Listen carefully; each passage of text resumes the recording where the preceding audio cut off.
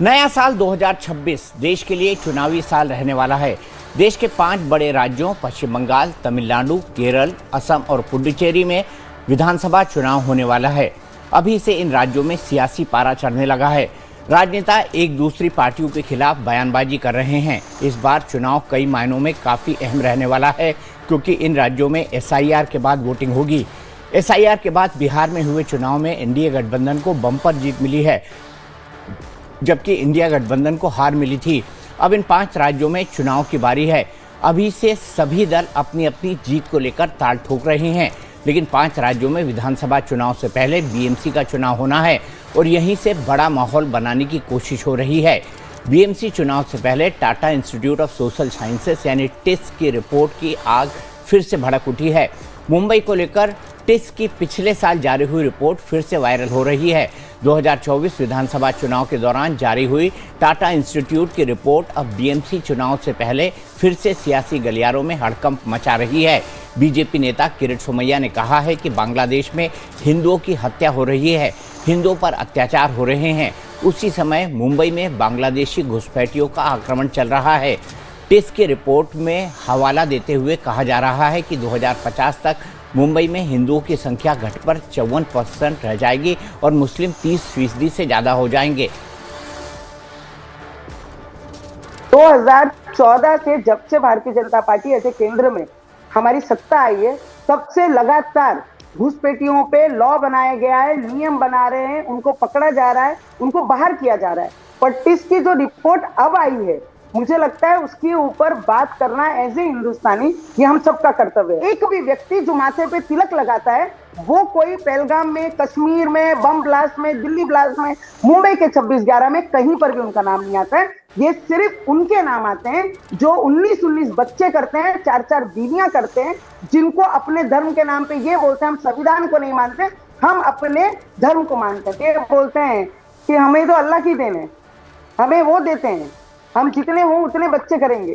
जब ये इस तरीके से बातें करते हैं तो मुझे लगता है ये पॉपुलेशन कंट्रोल जो लॉ है जल्द से जल्द आना भी चाहिए, और जो इस पॉपुलेशन कंट्रोल बिल को नहीं मानेगा, जो ये नियम को नहीं पालेगा, उसको इस देश में ना मतदान देने का अधिकार होना चाहिए, ना ही इस देश में कोई भी सुविधाएं जो हमारे देश के प्रधानमंत्री या केंद्र से या राज्य से बनती है, कोई भी सुविधा नहीं मिलनी चाहिए। कि जिस ढंग से मुसलमानों की आबादी बढ़ रही है और आबादी बढ़ने में उनका जो संतान उत्पत्ति का जो सोच है वो ठीक नहीं है।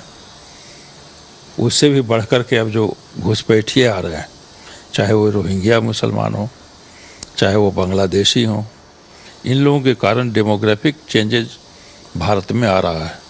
अभी बॉर्डर इलाके में था, अभी अब इस रिपोर्ट के अनुसार मुंबई जैसे महानगर में भी यह डेमोग्राफिक चेंजेस देखने आ रहा है। तो यह चिंतनीय है। इसीलिए हमारी सरकार चाहती है कि इन लोगों की पहचान करके बाहर किया जाए। मुंबई में बांग्लादेशी घुसपैठियों पर Tata institute of social sciences की चौंकाने वाली रिपोर्ट सामने आई है। TISS की इस रिपोर्ट के मुताबिक 40% प्रवासी बांग्लादेश को भेजते हैं रकम। हर महीना 10,000 से 1 लाख रुपए तक प्रवासी बांग्लादेशी अपने परिवार को भेजते हैं। इस रिपोर्ट में ये भी दावा किया गया है कि मुंबई में अवैध प्रवासियों के कारण जनसंख्या का संतुलन बदल रहा है। वहीं मुस्लिम आबादी के बढ़ने का अनुमान लगाया गया है, जिसे अवैध प्रवासियों और बांग्लादेशी घुसपैठियों की संख्या से जोड़ा गया है।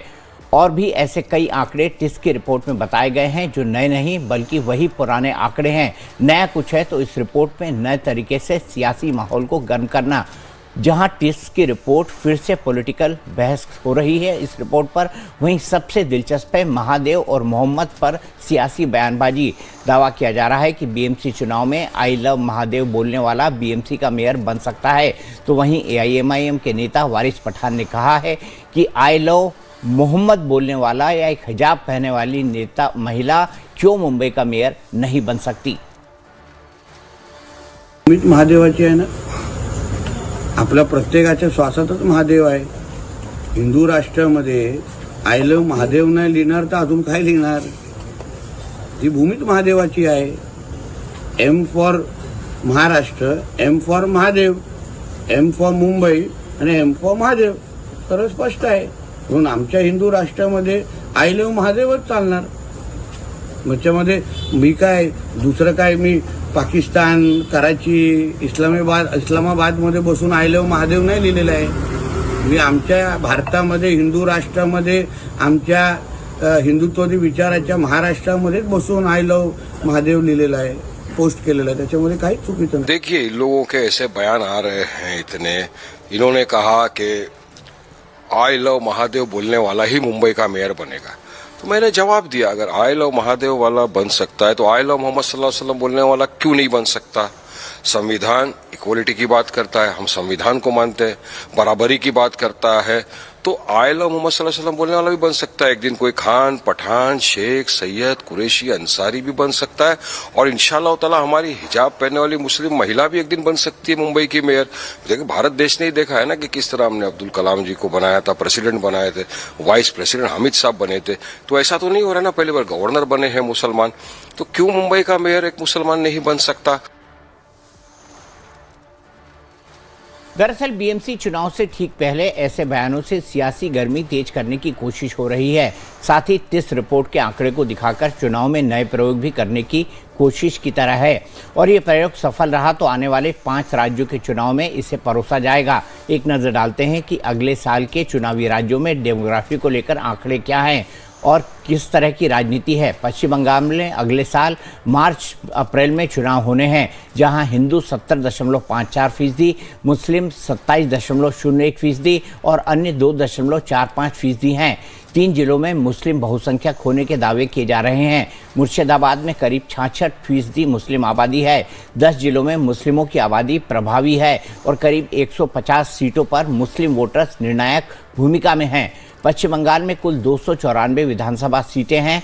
अब बात तमिलनाडु की करते हैं. यहाँ हिंदू 88%, मुस्लिम 6%, ईसाई 6% हैं. हिंदू मुस्लिम से ज़्यादा यहाँ उत्तर दक्षिण होता है. हिंदू आबादी ज़्यादा है, लेकिन बीजेपी का यहाँ विरोध होता है. स्टालिन के सनातन पर बयान देने से वैसे हिंदू नाराज भी है. केरल राज्य का भी हाल देखें तो यहाँ पर हिंदू 54.73% हैं, मुस्लिम 26.56% हैं, ईसाई 18.38% हैं. दावा किया जाता है कि मुस्लिम समुदाय की तेजी से यहाँ आबादी बढ़ रही है.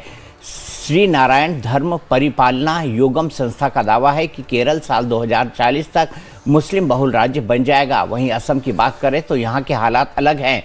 यहाँ हिंदू 61.47%, मुस्लिम 34.22%, ईसाई 3.74% हैं. वहीं असम के सीएम हेमंत विश्व शर्मा का दावा है कि असम में हिंदू आबादी अब केवल 40% रह गई है. अवैध घुसपैठियों की वजह से जनसंख्या विस्फोट होने वाला है. भले ही टिस रिपोर्ट को बार बार दिखाया जा रहा है, सियासी बयानबाजी से अलग माहौल बनाने की कोशिश हो रही है, लेकिन इस बात को समझना बहुत ही आसान है कि ये सब क्यों हो रहा है. क्योंकि अगले साल 5 राज्यों में चुनाव है और हर जगह हिंदू मुस्लिम आबादी को लेकर कुछ ना कुछ डेमोग्राफिक विवाद और दावे तो हैं ही.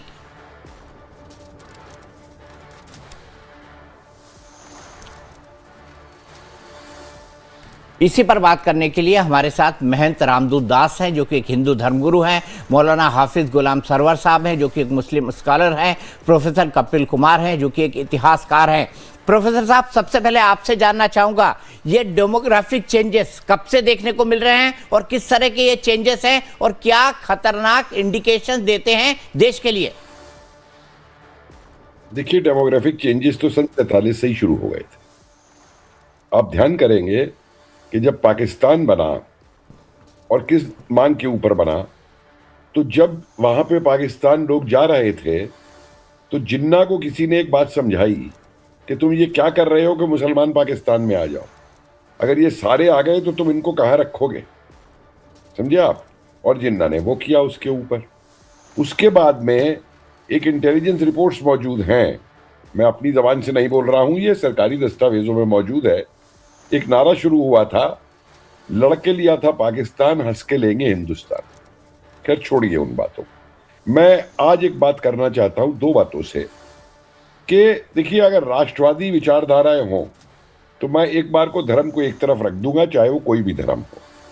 लेकिन सवाल ये उठता है कि अपने यहाँ ये लोग, इन लोगों ने जो राष्ट्रवादी नैरेटिव है, अशफाक उल्लाह का, अजीमुल्लाह का, मकबूल शेरवानी का, कलाम साहब का, हमीद का, उनका ये नाम कोई भी नहीं लेते। किसी भी मुस्लिम स्कॉलर के मुंह से मुझे उनको नाम लेते हुए दिखा दीजिए इस बात को। और सबसे बड़ी जाति जो है ये अपनी ही कौम के साथ कर रहे हैं, और कैसे कर रहे हैं मैं आपको बताता हूं। मेरे कई साथी हैं, मेरे साथ अध्यापक भी यूनिवर्सिटी में प्रोफेसर रहे, वो रहे बहुत सारे। मैं मेरठ से आता हूं। मेरे जितने जानने वाले मुस्लिम हैं, पढ़े लिखे, जो अच्छी जॉब कर रहे हैं, उनके किसी के 2 से ज्यादा बच्चे नहीं हैं, समझिए आप। लेकिन ये लोग क्या करते हैं, सुनिए सुनिए, ये लोग क्या करते हैं।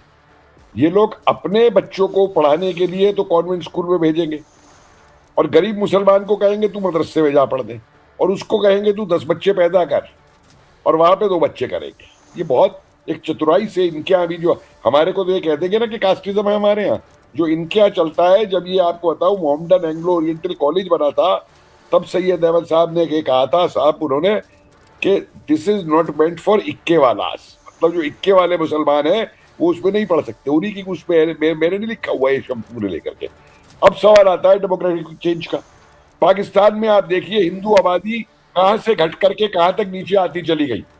बांग्लादेश में क्या हो रहा है आपके सामने है, और यहाँ क्या हो रहा है, ग्राफ कैसे ऊपर जा रहा है वो आपके सामने है। और एक बात मैं यहाँ पे और कहूंगा महत्वपूर्ण बहुत, कि जो ये दोनों भाई है, शिव ठाकरे और ये राज ठाकरे वाले जो शिवसेना वाले हैं, आखिरी बात कहने दीजिए मुझे साहब, मैं किसी के बीच में नहीं बोलता हूं। इन लोगों को बिहार से आया हुआ आदमी, राजस्थान से आया हुआ आदमी, यूपी से आया हुआ आदमी, समझे, वो तो मराठा के बाहर का दिखाई देता है, उसे मराठी बोलनी होगी, नहीं उसकी पिटाई की जाएगी। और बांग्लादेशी जो हैं, रोहिंग्या जो हैं, वो इनके सगे संबंधी है। आपने अभी ये कहा कि 40,000 से 1 लाख रुपया तक महीना बॉम्बे से जो है बांग्लादेश भेजा जाता है। मैं पूछता हूं कौन से बैंकिंग सिस्टम से भेजा जाता है, क्यों नहीं उस पर रोक लगाई जाती?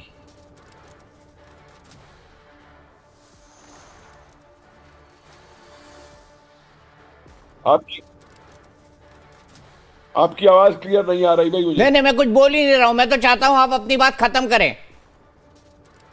तो मैंने ये बताया कि उस पैसे को क्यों नहीं रोका जाता, मुझे बताइए। रिजर्व बैंक कैसे अलाउ करता है उसको? मेरे बैंक पे अगर 10,000 रुपए भी खाता आता है तो मेरे पैन कार्ड से जुड़ा हुआ है, कैसे चला जाता है वो पैसा देश से बाहर? हम क्यों उसके ऊपर एक्शन नहीं लेते? और दूसरी बात, जो भी इस बात का विरोध करेगा कि बांग्लादेशियों को बाहर नहीं भेजना, रोहिंग्या को बाहर नहीं भेजना, वो इस देश का नहीं है, वो पाकिस्तान का। ठीक है, सीधे हाफिज गुलाम सरवर साहब के पास चलता हूं। हाफिज गुलाम सरवर साहब, बांग्लादेशी और रोहिंग्याओं को देश से निकाल देना चाहिए? बिल्कुल निकालना चाहिए, जल्द से जल्द निकालना चाहिए, अविलंब निकालना चाहिए, और इतना फास्ट निकालना चाहिए कि उनके लिए फिर मेहमानदारी का जो इंतजाम किया जा रहा है, डिटेंशन सेंटर जो बनाए जा रहे हैं करोड़ों अरबों रुपए लगाकर, ये भी फालतू खर्च है। जब आपको पता है कि घुसपैठिया हैं तो आप फौरन जो है उनको चिन्हित कीजिए, पकड़िए और सीधा। पर जब निकालने लगा जाता है तो आप ही जैसे सेक्युलर लोग खड़े होते हैं और बोलते हैं इनको क्यों निकाला जा रहा है, इनको तो रहने का हक है। निकाला ही तो नहीं जा रहा है, ये सिर्फ मुद्दे ही तो हैं। कई सालों से तो मैं इसी पर बहस देख रहा हूं। हम लोग कहते हैं कि भाई निकाल दीजिए, मुद्दा खत्म हो। जिस असम में एनआरसी हो गया वहां भी घुसपैठिया मुद्दा बना हुआ है। जिस असम में भाजपा की सरकार 10 साल से है वहां भी घुसपैठिया मुद्दा बना हुआ है। भाई घुसपैठिया आखिर निकालेगा कौन? ना कांग्रेस निकाल रही, ना भाजपा निकाल रही, सिर्फ टीवी पर डिबेट कर रहे हैं। तो टीवी पर तो निकल चुका कब का, मैं आज भी कह रहा हूं। ठीक है, महंत रामदूत दास जी से पूछ लीजिए, जानबूझकर सरकार ने निकाल दिया। दास साहब बताइए आप क्या कहेंगे हाफिज गुलाम सरवर साहब को? वो कह रहे हैं निकाल ही तो नहीं रहे, बस मुद्दा बनाया जा रहा है इसे। दीपक जी, आज के वर्तमान भारत में एक बहुत बढ़िया चीज बनी है, खासकर मुस्लिम स्कॉलर जो हैं, यहाँ जब भी ऐसी कोई सरकार प्रतिक्रिया करती है या निकालने का प्रयास करती है तो सो कॉल्ड जो समाज सेवी हैं वो झंडा लेके बाहर निकलते हैं, ये भारत सबका है, हमने इसमें योगदान दिया, हमने लड़ाइयाँ लड़ी। लेकिन ये खाने के दांत अलग और दिखाने के दांत अलग हमेशा इस्तेमाल करते रहते हैं कई सारी चीजों में। आतंकवाद इस्लाम को फैलाना है, लेकिन इस्लामिक आतंकवादी कोई हो ही नहीं सकता, आतंकवाद का कोई धर्म नहीं है। कोई भी गलती करे, डिफेंड करने के लिए मीडिया पे स्कॉलर हैं, मुस्लिम नेता हैं। कोई कहता है कि 5 मिनट के लिए 10 मिनट के लिए पुलिस हटा दीजिए, जनसंख्या विस्फोट पे बात होती है तो ये अल्लाह की देन है। मुझे एक चीज समझ में नहीं आती है कि अगर आप वास्तविकता में देश की उन्नति चाहते हैं, भारत को अपना मानते हैं, तो भारत माता की जय कहने में आपको समस्या क्यों होती है? दूसरी बात, आप देश के विकास की बात क्यों नहीं करते? जब भी कोई भी ऐसा पाकिस्तान की या ईरान की, इराक की, फिलिस्तीन की बात होती है तो आप उनके सपोर्टर क्यों बन जाते हैं, भारत के विरोधी हो जाते हैं? हमने तो यहां तक सुना है कि भारत तेरे टुकड़े होंगे इंशाल्लाह इंशाल्लाह, इसी देश में नारे लगे। सरतन से जुदा जैसे नारे इसी देश में लगते हैं, वो भी इस्लामिक लोग हैं। तो दोनों फेलियर हैं। एक तो शासन इसको एक मुद्दा बनाए है, सरकारें मुद्दा बनाए हैं। अगर आपको ऐसा कुछ करना है तो सख्ती अपनाइए, निकाल के बाहर फेंकिए। इन्हें पालने और पोसने की कोई आवश्यकता नहीं है। और दूसरा, जो इनका सपोर्ट करे उनको भी निकाल के बाहर फेंकिए, उन्हीं के साथ ही डिपोर्ट करिए जो इनका सपोर्ट करें। तो शासन को सख्त होना पड़ेगा, और नहीं तो ऐसे जनसंख्या विस्फोट या हिंदू अल्पसंख्यक होते रहेंगे, हमले होते रहेंगे, विस्फोट होते रहेंगे। और सबसे बड़ी समस्या यहां एजुकेशन की समस्या नहीं है। दिल्ली के बाहर जो हुआ, वो डॉक्टर थे, पढ़े लिखे थे, तब भी वो बम बांध के फूट गए। मैं ये नहीं कह सकता कि कम एजुकेशन की वजह से मुस्लिम राय से भटक रहा है। मुस्लिम एजुकेशन लेने के बाद भी एक बेहतर प्लानिंग के साथ भारत को खत्म करने पे तुला है। बताइए, हो रहा है ऐसा? हाफिज गुलाम सरवर जी से क्या जवाब इस दे देश देते में हैं। प्यार नहीं है? हाफिज साहब, भारत को खत्म करना चाहता है मुसलमान या इस्लामिक कट्टरपंथी, मानते हैं आप इस बात को? वरना ये 25 दिसंबर डॉक्टरों को शरीर पर बम बांध के उड़ाने की जरूरत नहीं थी दिल्ली में। देखिए, वो 25 दिसंबर को पूरे भारत नहीं, पूरी दुनिया के लोगों ने देखा कि कौन भारत की सभ्यता संस्कृति को नष्ट करना चाहता है, कौन अमानवीय कृत करना चाहता है, कौन चर्चों पे, दरगाहों पे हमले कर रहा है, कौन। वो सारा दृश्य लोग देख रहे हैं। अब जब सारा दृश्य देख ही रहे हैं तो फैसला लोग खुद ही ले रहे हैं। उनका माइंडसेट खुद तैयार हो रहा है। हमें बहुत ज्यादा इस पर बोलने की जरूरत भी नहीं रहती है। वो तो देखते हैं, उनका माइंडसेट खुद तैयार हो जाता है कि किसकी क्या प्रवृत्ति है, कौन राष्ट्र प्रेमी है। अरे मौलाना साहब सुन लीजिए, वो सारे मंजर सामने हैं। अरे सुन लीजिए, ये केवल भारत की बात नहीं है। अमेरिका जैसे देश ने आपको संदेह के घेरे में ले लिया है। इस्लाम को सबने खतरा बताया है। आपको प्रूव करना पड़ता है।